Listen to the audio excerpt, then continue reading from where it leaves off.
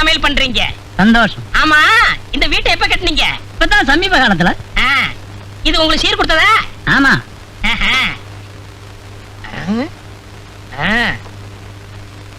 இந்த ஈச்செல்லாம் எங்க வாங்கினது? கடையில தான். சுவிட்ச் புதுசா பழசா? புதுசுதான். பல்பு எரியுது. சுவிட்ச் போட்டுருக்கிறேன். பளிச்சுன்னு எரியுது. புதுசா? இப்ப சமீப காலத்துல வாங்கினதாங்க. அப்ப சரி.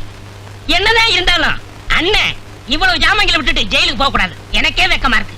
தம்பி, உங்கள மாதிரி ஒரு நல்ல பிள்ளை அவன் எனக்கு பிறந்திருந்தான்னா எனக்கு இருக்கிற சாமர்த்தியத்துக்கு நான் எப்படி எப்படி எல்லாமோ வாழ்ந்துகிட்டு இருப்பேன். கவலைப்படாதீங்க, நான் வந்துட்டேன்ல. Good morning sir. பாலாஜி, உங்க அப்பா உன்னை பார்க்க வந்திருக்கிறாரு, போய் பாரு. போன வாரம் தானே வந்து பாத்துட்டு போனாரு. அதுக்குள்ள என்ன? அந்த ஆள் தொல்லை தாங்க முடியாம தான் நான் இங்க இருக்கிறேன்.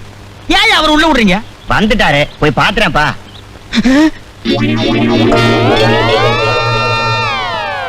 என்ன நான் இந்த கோரத்துல வந்திருக்கேன்? பாத்ரூம் இருந்து அப்படியே வந்துட்டியா?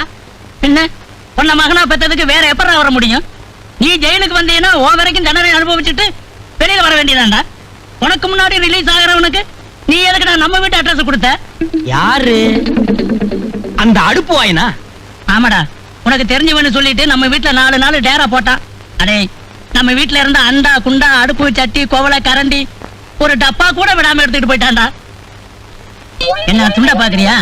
இது அந்த நேரத்துல ஈரமா இருந்துச்சு, விட்டுட்டு போயிட்டான். டவுசருக்கு உருவாஞ்சூருக்கு வச்சு நான் கட்டி இருந்தேன், உருவிக்கிட்டு போயிருப்பான்டா. நல்ல வேலை படு முடிச்சு போட்டு கட்டி இருந்தேன், தப்பிச்சது. அடுத்த வாரம் நான் வெளியே வந்து அவனை கவனிச்சுக்கிறேன். அதுக்குள்ள அவன் உள்ள வராம இருக்கணுமே.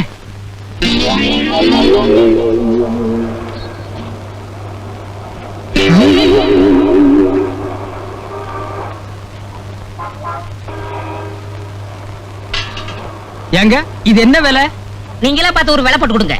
ஏன் உங்களுக்கு வேலை சொல்ல தெரியாதா? தெரியாது. அது சரி, நீங்க வாங்கிட்டா தானே உங்களுக்கு வேலை தெரியும். இது எங்க வீட்டு பாத்திரம், எனக்கெல்லாம் வேலை தெரியும். என்ன உங்க வீட்டு பாத்திரமா? அண்ணன் அடிக்காதீங்க, அடிக்காதீங்க. ஓடி போய். இதுக்கு தாண்டா ஜெயில எந்த பயலுக்கு அட்ரஸ் கொடுக்க கூடாதுங்கிறது.